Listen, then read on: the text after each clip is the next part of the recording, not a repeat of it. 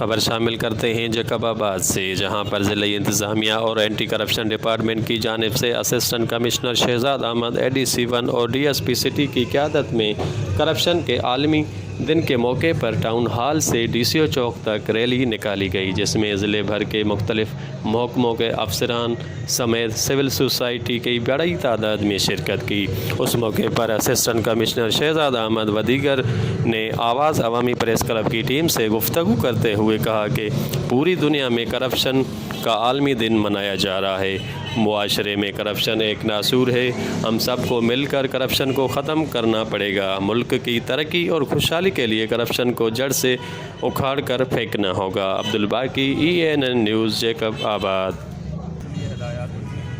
اور ہم خود بھی آگے جو اپنے سبارڈینیٹس ہوتے ہیں ان کو بھی یہ ہم کہتے رہتے ہیں کہ کہیں بھی اگر کسی کو کوئی مسئلہ ہے تو ڈائریکٹ ہمارے آفس میں آئے، آواز بلند کرے۔